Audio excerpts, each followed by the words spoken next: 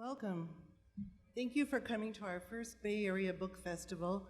And we have a wonderful Nordic Noir panel, so put your sweaters on. We're going to get cold. All of these authors have been sponsored partly by Norla, the Norway House Foundation, the Icelandic Literature Center, and the Finlandia Foundation National. And these folks flew over to be in our Bay Area Book Festival. Thank you.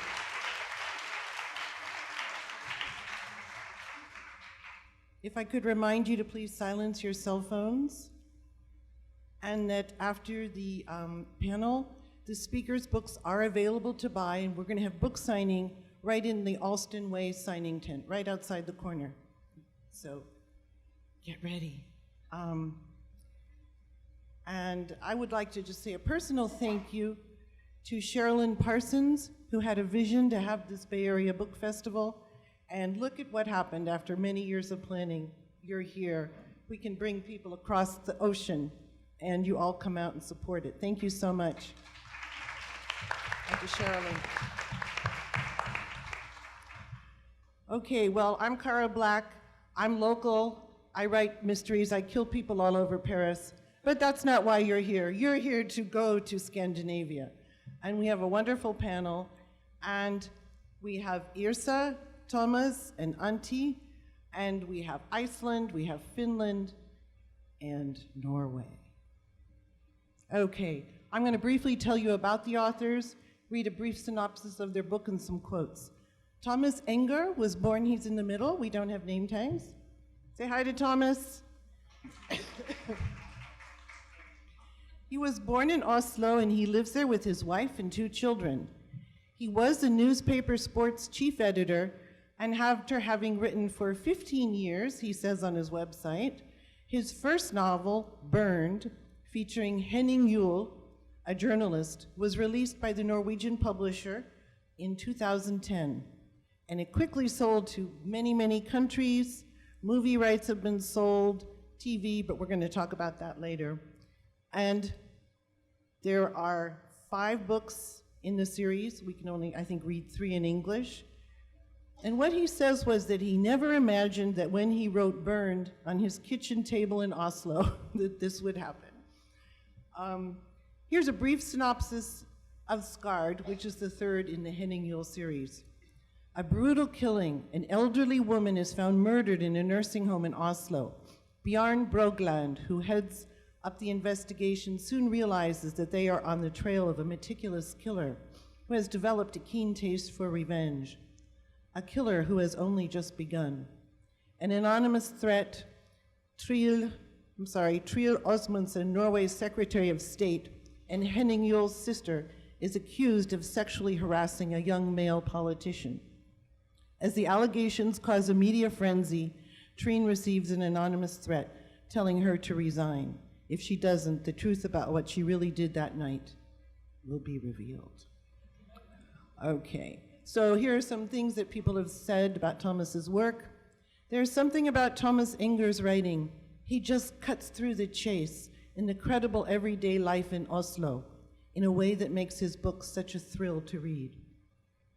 Scard is a novel that never stands still, but it's not just the action that drives this well-crafted and multi-layered story forward. The person, Henning Juul, steps into more light. He's written a suspense novel with depth.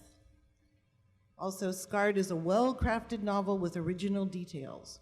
Enger really stands out in his ability to describe emotions with intensity. There is a depth to his characters, and they don't come by the dozens. This is Oslo. Now that sounds scary already, Thomas, and we have Antti Tuomainen, was a copy editor in the advertising industry before he made his literary debut in 2007 as a suspense author. He was born and lives in Helsinki with his lovely wife, who I just met, who's a graphic designer. He is the award-winning author of 5 novels. We've got A Killer I Wish, My Brother's Keeper, The Healer, which we'll be talking probably about today, Dark as My Heart, and his latest, The Mine, which I think is not in English yet. Soon. He's been called the king of Helsinki Noir. And he's been awarded. Don't laugh.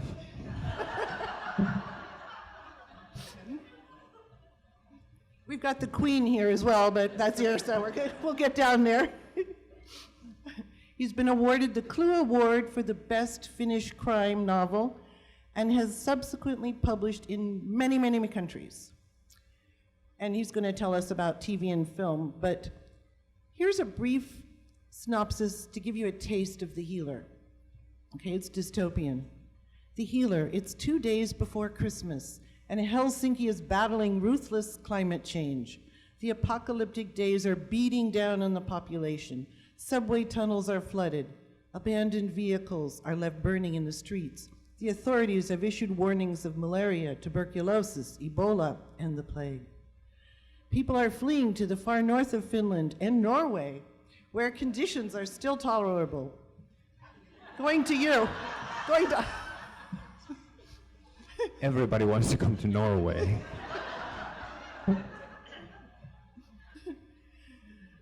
Tapani, a struggling poet, is among the few still able and willing to live in the city. When his wife, Johanna, a newspaper journalist, goes missing, Tapani embarks on a frantic search for her.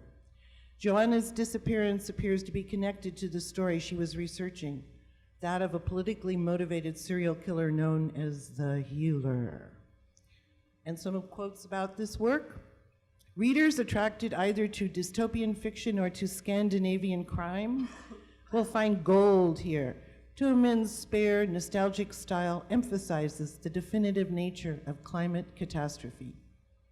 Good news, fans of Nordic thrillers. Tuomainen has won the Clue Award for the Best Finnish Crime Novel and has been translated into many, many languages. In Tuomaine's first appearance in English translation, a long unpublished poet takes to the streets of a grimly dystopian Helsinki in search of his vanished wife. His search, which will lead him through an appalling series of cityscapes to some shattering discoveries about the wife he thought he knew so well, is the stuff of authentic nightmares. That's Kirkus Reviews. We're getting darker. Now we're going to go to Iceland. And Yrsa Sigurdardottir is the best-selling and award-winning Icelandic crime author of the Thora Gudmundsdóttir series, as well as several standalone thrillers and YA novels. I've known Yrsa a long time, and she's going to forgive me for mispronouncing her last name. She made her crime fiction debut in 2005 with Last Rituals, and the first installment in the Thora series, and it's been translated into many, many languages. She's been writing since 1998, and you've written 3 standalones as well. She's married to Olli. She has 2 children. Her daughter's here with her. And she also has a career as a civil servant, as a civil engineer, who's also a civil servant. She's a busy woman. She lives in Reykjavik, Iceland. Someone to Watch Over Me is a novel in the Thora series, and Yrsa just won a few weeks ago in Bristol, England, the Petrona Crime Award. I'm going to give you a little synopsis of that. When a residential unit for disabled people is burned down, all the residents are killed but one, Jacob, the lone survivor. He has Down syndrome and is convicted for the arson. Everyone around him knows. He hated to live in the residential unit, and the doubts are few. The case is closed, and because of Jacob's disability, he's sent to a secure psychiatric hospital rather than a prison. However, another inmate, a convicted child abuser, has become convinced about Jacob's innocence and approaches lawyer Thora to try to get the case reopened. But as Thora starts digging into the old investigation, she's shocked to discover that some of the residents were horribly abused before the fire. It's the 5th in Thora's series named Crime Novel of the Year by the Sunday Times of the UK. And here she is, the reigning queen of mysteries. Can I tell you something? When I was first called the Queen of Icelandic Crime, I was the only woman writing crime in Iceland. So not very prestigious, but anyway.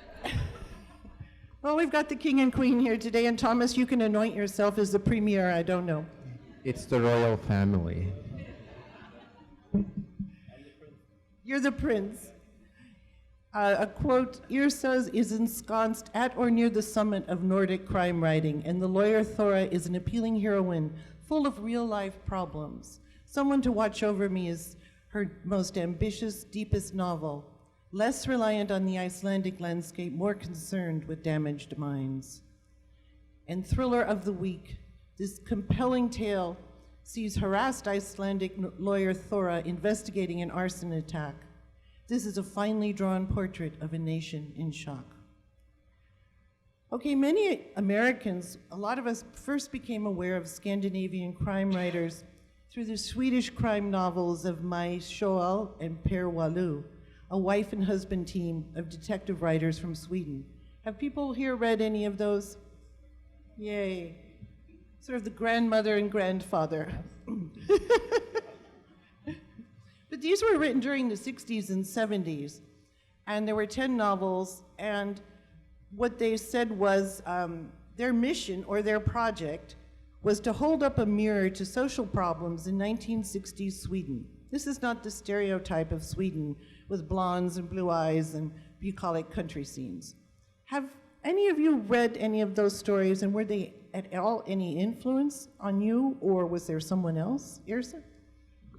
Yeah, I read them, and I think in a sense they are an influence because they're sort of the starting point, I think, of Scandinavian crime fiction in the way that we know it today. I mean, it's come a long way from the type of story they wrote, but that is the beginning. They are sort of, the grandmother and the grandfather of Scandinavian crime fiction, I think. To be honest with you, I think I've only read one of their novels, and it was a long time ago. But like you said, that was where it all began, and they were the influence of Henning Mankell, for instance, who was one of my first Scandinavian authors that really got me hooked into the genre. So I guess we have a lot to thank them for. What about you, Antti? I'll be very honest too. I really haven't read much Scandinavian crime fiction. Of course, apart from these great, brilliant authors. And to be honest, my influences have been mainly American noir, which was something I was, very young when I found it. But at the same time, I must say that the Scandinavian crime novel as such is probably based on, many things that Sjöwall and Wahlöö established, the detective and, the society being part of the investigation, or what you will call it. Yeah. Who influenced you, like Raymond Chandler, or what? Well, it probably started with writers like Raymond Chandler, Dashiell Hammett, David Goodis, Jim Thompson, Josh Willeford, these old masters of really black, the pitch black noir.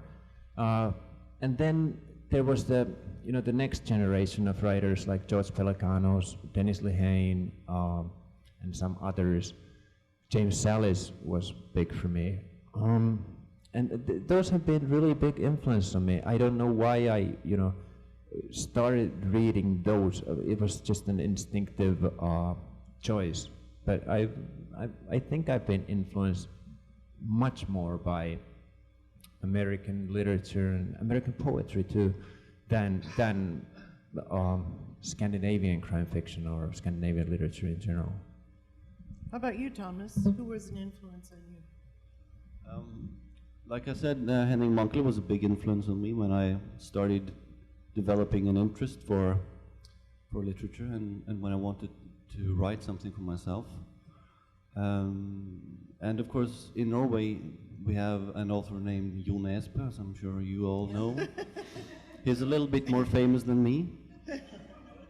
And of course, I've read all his books. But after my first novel was published back in 2010, I had been writing for a long time. And before my first novel was published, I kind of shifted my focus out into the world.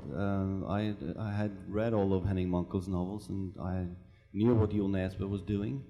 And I've never really been a huge fan of the socialistic, you know, the novels where the mystery starts with a social problem. For me, it's always about the characters and not society, in a way. I'm going to try to explain what I mean. For instance, in this novel that you mentioned, that starts with an old woman being murdered in a nursing home, I didn't write that novel because I wanted to say something about caring for the elderly. I wanted to write about that woman and what had made a person want to kill her. So that is how I go about writing a novel. I begin with with a mystery, and I'm more interested in you know, why someone would want to kill an old woman like that. So my main influences today is Harlan Coben and an author named John Hart. I think they're just amazing because they have this beautiful language, and they're also funny at the same time, which is rare in the crime fiction genre. So they are my main influences today. And Michael Connelly has said, you know, there's people who like to read about how the police work on a crime, but he's interested in how the crime works on the person, which I think is what you're getting to in character. Now we've got Thora, Yrsa, who's a mom, who's a working woman. I mean, that presents challenges, right? When she's got crimes to solve. Yeah, not really. Yeah. No. She's a Wonder Woman like you. No, I mean, yeah, in Iceland, everybody works. So if you have a child, you have the maternity leave, paternity leave thing, but then you go to work. And the society is built up on this being sort of easy. And it's rather odd if someone stays at home with a child. It's very unusual, really. So that in itself doesn't make her strange, at least in Iceland. That would be the normal situation. I don't know, is it Norway and Finland the same? It's same. Now that you mention it, it's, and what Thomas said, I also, you know, I'm not a great fan of books where, you know, the society is somehow, you know, the perpetrator of the crime. It's silly. But as far as the daycare thing, yes, we have free daycare in Finland. But one thing that does not influence my books is the actual crime we have in Iceland. I took an example yesterday. I'm going to take another one now, because there are endless examples of stupid crime in Iceland. And this one is, we had a motorcycle club that had tried for years and years and years to become affiliated with the Hells Angels. Finally, they made it. They were accepted into the Hells Angels. And what they did, the first thing they did was to go and kidnap some woman or break into her house because she had not paid them for drugs or some petty thing. And they were going to cut off a finger of hers to show people that you don't fuck with the Hells Angels. Sorry about. That's okay, we're in Berkeley. They were only filming it. Anyway, yeah, bleep it, yeah. But so they had clippers and they had her finger and they found like that she had a small cut on her finger, but they weren't able to actually do it. So what they did instead is they cut out her hair extensions.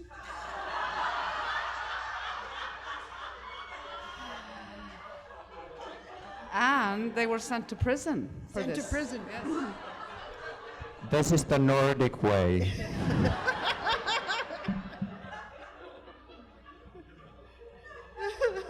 Okay. We're getting so noir here, okay? Okay, I have to bring up Stieg Larsson, okay? He became this worldwide phenomenon, but I mean, do you think his prominence has opened the doors for Nordic noir or Nordic writers? Is it a challenge to you that people are, you know, the way people see your novels, or it doesn't matter at all? Well, I think certainly his novels and Jon Esbø's novels and Henning Munkel's novels, they really have opened doors for us. But at the same time, I don't want to be compared to those authors, because if they open one of my books and think that they're going to read a Jon Esbø novel or a Stieg Larsson novel, they will be disappointed, because they have all these expectations to read something similar, and then they find out that my books are quite different. So, but you know, we get that question a lot: why is Scandinavian crime so popular all around the world? And we have talked about this, and we really don't know, to be honest with you. We don't. But there is a really long answer to that question, I think, and there is a really short one. I'm going to try to do something in between. I think people find our part of the world quite interesting, quite exotic, how we deal with our cold climate, our harsh winters, and you know, Norway, for instance, is a very wealthy country, but still crime still happens, and I think people really want to know how people still can commit crimes when we have all these wealth and beautiful nature. There really shouldn't be any reason for us to commit crime. So I think people are drawn to that in a way. They want to kind of understand it. But the really short answer to that question is that the books are good. Yeah.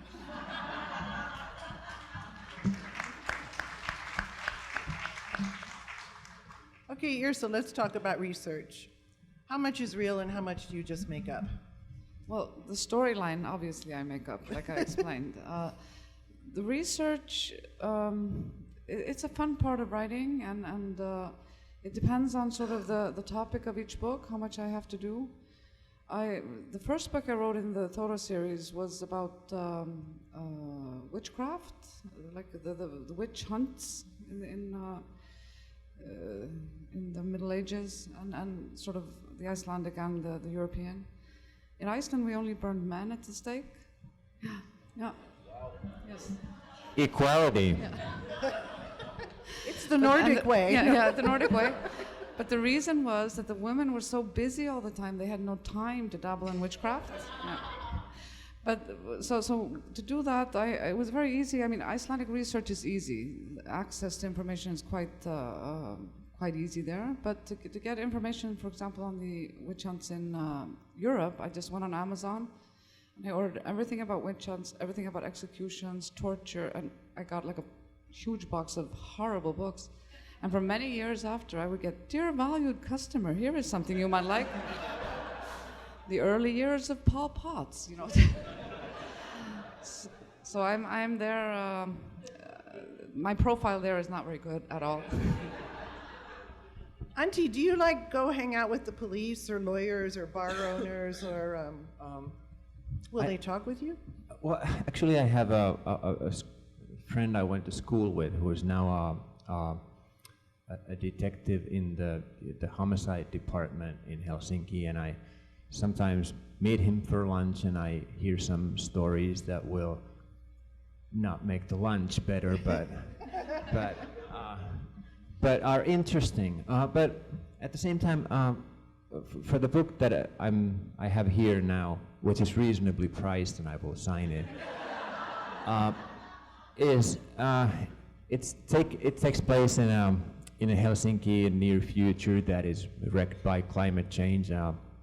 I did a lot of research for that, but the point of research for me is for me to know the facts, and then I can, paint the world for the reader to just sort of enjoy it. And you can enjoy it. It's a dystopia, but you will enjoy it. But anyway, research depends. It depends, and it varies from book to book. This latest one I wrote, The Mayan, for example, required a lot of research because I knew nothing about the mining industry before I wrote it, and it's now a big issue in Finland because in northern Finland they have these natural resources that they would like to dig up, and they have dug it up some and caused an incredible damage to the nature. So it's a very touchy issue. I wrote about it, and I had to do a lot of research for it, and it depends. Yeah, how do you know when you've got all this research, you know it gives weight to your story, how do you know when to pull back and not put everything in, you know, in like an informational dump? Do you ever have that issue? I guess there are. It's quite tempting, I think, for many authors to show the readers that they have done a lot of research. So it is a fine line, I think, between over-researching and over-telling what you have researched. I like to do a lot of research. When my characters go on a trip to Gothenburg, for instance, I take the same trip just to get a feel for how the train ride is and what kind of scenery you get along the way. But at the same time, I like to leave something up to my imagination because that makes it really interesting for me as well. But you know, you have to try to make it credible, and in that respect, research is very helpful, of course. Yrsa, one time you told me there were Nazi gold bars in the banks in Iceland. Yeah, we Tell got us it from about that. Norway, actually. Yeah, I got them from Norway. Yes. Yeah. No, when the Icelandic currency was based on a gold foot, is it a foot? It's called a foot in Iceland. I don't know. It was like based on gold. The weight? Weight? Oh, Gold something. bar. It's based on gold. It was based on Standard, gold standard. Yeah. You had to have like gold to be able to print currency, but and the gold we got from Norway, and it was Nazi with like it has like a Nazi insignia, this swastika on it. Yeah. So yeah, I don't think anybody wants to buy it, so it's kind of yeah. But now the currency is not based on that anymore. But I think it's in Fort Knox. It's kept in Fort Knox. Oh, so Yeah. we've got it. Okay, thank you. Just, She says it isn't. They moved it. Oh, okay. years ago. Research. Can you talk about how you evoke sense of place? Now, you all live there, except you don't live in dystopia Helsinki, but you live in the places that you write about. And how hard, I write about a place that I do not live in, which I find easier to be as an outsider. I notice things. I can see, are you writing about, they always say write what you know, or are you writing about what you're passionate to know? Is it, you know, harder to write about where you live, where you are, and have a distance, as opposed to it's no issue for you? I've always wanted to ask Yrsa that. Well, and all of you. I forgot the question. Yeah. How is it? What was it again? How Sorry. is it to write about a place Oh, where okay. you live? Sorry. Yes. I sometimes move my books around because you get tired of writing about the same place, and it's more interesting both to write and I think also for the reader of a series not to always be located in such a small city as Reykjavik, for example. But my interest when I'm writing, what influences me is sort of, since I was a kid, I've always liked creepy stuff. So that's what gets me going. I like to find like creepy things to write about and make a story out of it somehow. And that's sort of can come from anywhere really. I mean, it doesn't have to be Icelandic in particular. Just take a creepy thing and build on it and make it even creepier. And yeah. Well, this creep factor, can you talk a bit about the Icelandic kind of supernatural background? Because that's so interesting. Iceland is probably of westernized countries has the highest belief in the supernatural, and by that I mean reading like tea leaves and knowing your future, that you will dream the name of your baby, all kinds of this type of thing. And I think it relates to the fact that we've never been particularly religious. We had belief in the Norse gods, were forced to take up Catholicism. And it's odd that when Iceland was made Catholic, they made an exception that the Icelandic priests and the bishops, they did not have to be celibate. Yeah, and that was done by the Pope and everything because they thought the Icelandic people are never going to buy a guy who doesn't want to have sex. So they were not allowed to get married, but they could have like and their sons would be the next bishop and so on. So yeah. What about you, Thomas? What is it like writing about Oslo? When I first started out writing many years ago, I was kind of driven to write about stuff that I didn't know anything about. Like the very first novel I wrote, it was about a woman who was about 45 years old and she lived in New York. I told this yesterday as well. Which was a really stupid thing to do because, first of all, I wasn't a woman. I was 21 and I'd never been to New York. And, you know, this was very good choice. And this was way before Google Maps and stuff like that. So I bought all kinds of maps and stuff and tried to write it as vividly as I could, but, you know, it was a horrible novel. But anyway, what I discovered during those 15 years of trying to write was that I had to write about something that I knew. That was the best choice for me. So I write about a journalist, which is something that I've been myself for about 10 years. And he lives in Oslo, where I live, and he lives in the same apartment as I do. Convenient. And he what a coincidence, you might say, yeah.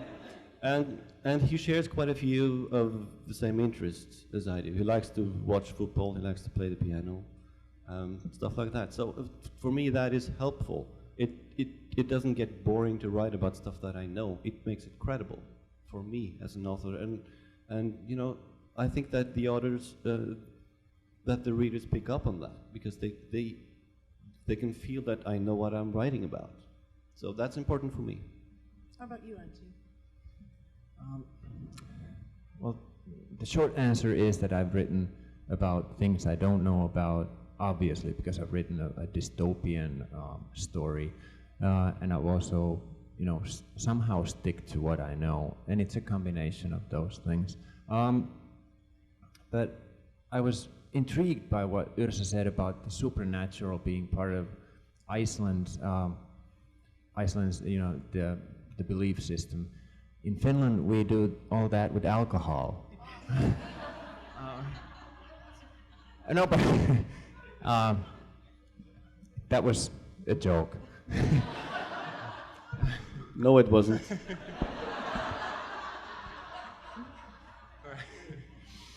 Anyway, but yeah. Yeah, okay. So I was going to ask you about that, you know, but Thomas said Norway is complete, you know, I was going to say, here are the stereotypes, you know, Iceland's full of volcanoes and terrible banks, and Norway is the richest with... True on both accounts, yeah.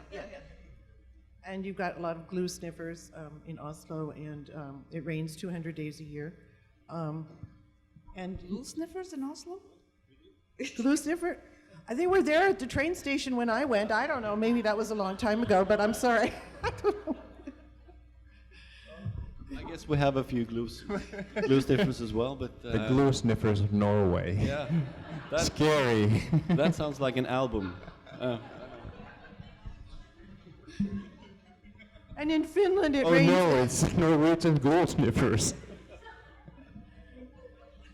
Well, all these stereotypes, and that it rains 200 days a year in Finland. No, it doesn't, right? Not.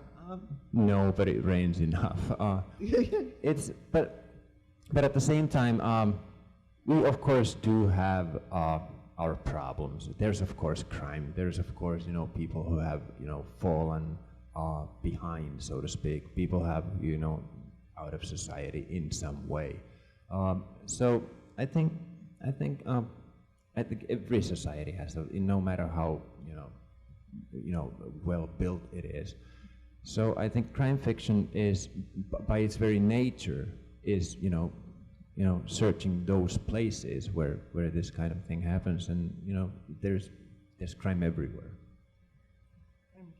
So all of these authors, their books are being adapted for television and movies, and some of you are involved much more in the process than others.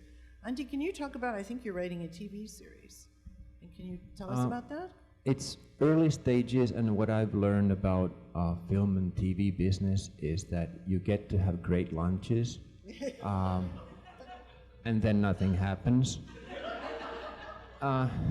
But I'm hopeful this time. I'm hopeful. I'm writing. I'm supposed to be the only writer. I'm supposed to have some say in the matter. But like I said, great lunches. How about you, Thomas? This sounds very familiar. No, my books have been optioned. Is that the word? Yeah. For about 5 years now, I have written the first episode. You have? Yes, I have, but I don't know yet if it's ever going to be made. That's a decision that probably will be made during the summer, I think. So at first I really didn't want to be involved in it because I didn't want the whole TV series movie thing to influence my work. I didn't want some movie that I had seen to color the way I wrote my characters. I wanted to dispatch myself from all of that. But now I'm finished with my book series, with my 5 novels, and now I know everything that's happening in the series. So it's a lot easier for me to go back and start all over again because I know what's going to happen. Can you also talk about, you said that you finished the 5th Yule, and that you had an arc for the character. Yeah, That yeah. can you briefly, without giving too much away? Without giving too much away. Well, my book series is about a crime reporter who has lost his son in a domestic fire. 2 years later, he decides to go back to work as an online journalist. The main reason for that is that he wants to know if there was someone who set fire to his place, ultimately killing his son. So that is the big arc that goes through the whole series. What really happened on the day he lost his son, and the whole book series is kind of like a TV series where the first book is the first episode and the second one is the second, and they can all stand on their own feet, but they are all somehow connected as well. So that's my series, very briefly. And Yrsa, what about Thora? Has she gone through an arc? Because she's kind of, you want to talk about that? Yeah, an arc. Yeah. Yes. Character arc. Yeah. I'm trying to think. Yeah. Well, she has in the first book. There's something that happens with her son, and she has a teenage son who makes her into a very young grandmother. And when I wrote Thora originally, I tried as much as I can to make her different from me, very tall, blonde, divorced, everything different so that nobody would think I was writing about myself. Then what happens, just like a week before the book came out in Iceland, my son phones me and says, "Can we meet at a coffee shop?" And why would we meet at a coffee shop? We meet at home every morning, every evening. And it was to tell me that his girlfriend was pregnant. So I became a young grandmother, and automatically everybody thought that I based Thora sort of on myself. So that's her overarching probably thing, her family situation. But it's been, the Thora series will be made into English language television. The financing is done, and now they're looking at actresses and signing deals with stations. So, but nobody took me to lunch, ever. That's for the movie. Yeah. You also have to say a movie's being made and as well. then That's the Finnish way. Yes. Yeah. But and then I wrote a standalone ghost story. That is, I love horror, but there is so much bad horror out there. That book is very good. It is. Really. I don't usually, but that is a very good book, and that has been made into a movie, and they're starting filming in September. So. But no lunches yet. Nobody has taken me to lunch. No, not for the movie, not for the series. But that's fine. Yeah. Are your books in audio? Can we listen to them in tapes? The Healer is in audio. You go to Amazon and you search for it. It's reasonably priced.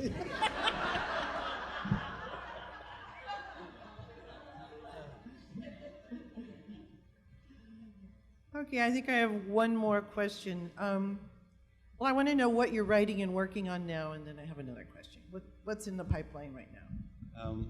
Well, I've just finished writing my 5th novel, so I'm going to take a long, long break now, I think, at least over the summer. But I have a few plans. I have I did a search. I always, you get ideas all the time, and I always write them down.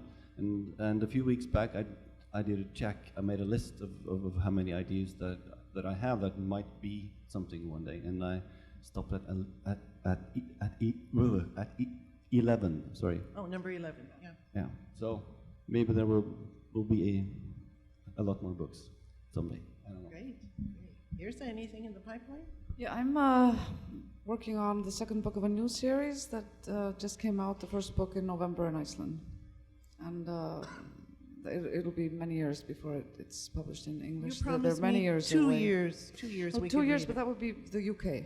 And then probably 2 more years till it hits the US, yeah. So it's quite, they have a lot to catch up on. How about you, Antti? My 5th book will be published in Finland in August, so I haven't yet started a new book, and that's why I feel really good about it. Because once you start a book, you're sort of again in that stage where, writing is not easy. So I'm enjoying the moment, I'm having great plans, and it will be a good book, and reasonably priced as well. Okay, I wanted to say, what are you reading now? What is on your bedside table? And I thought, you all have long flights back home, so what are you going to be reading on the plane? Just put you right on the spot. Oh God, I am the worst person. As soon as I enter an airport, my IQ falls by like 100 points, or so I'm 0. But I buy things like if it has temple in the title, or doom, or parchment. So I'll probably get some awful. The early days of Pol Pot? No? Yeah, no. I prefer that to this bullshit. But no, yeah, I'll buy something like that and not be able to finish it because it'll be so bad. Yeah. Okay. I'm currently reading a novel by John Green, which is called Paper Towns, and I really love it. I read his very famous novel, The Fault in Our Stars, which was a brilliant book, and I'm really enjoying this one as well. So, yeah. I'm reading a collection of short stories by Richard Lang, an American writer, writing about life in LA, not the glamorous part of it. It's called Sweet Nothing. It's a good book. All right, thank you. Well, we're going to open this up to questions, and I'm going to hand the microphone over so we can hear your questions.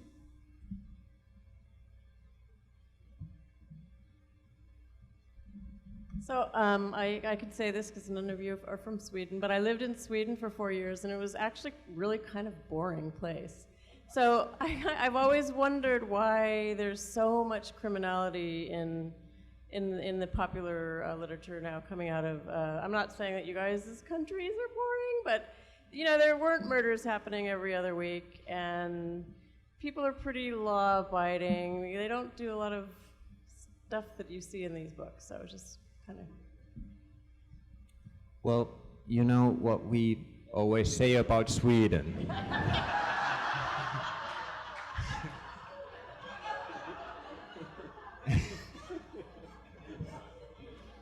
I mean, Sweden is too perfect. They're beautiful. They're successful. Anyway. They're perfect. And since we don't have a Denmark contingency here at the table, we could also say the Swedes, what we say is the Swedes are perfect, the Danes are like the Swedish on drugs.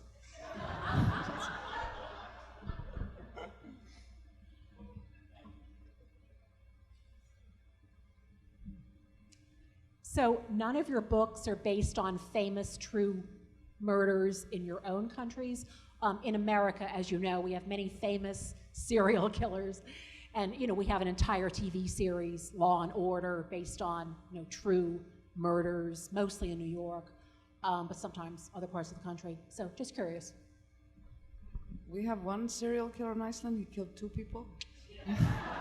So no, I don't think I would ever want to write about true crime in Iceland. No.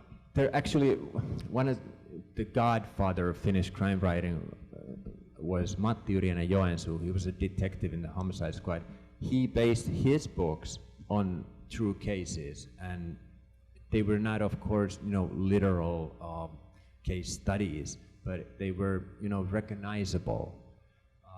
And we had a serial killer in the early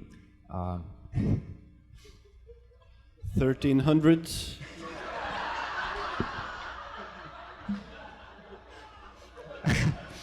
Actually, yes. He was deported to Russia.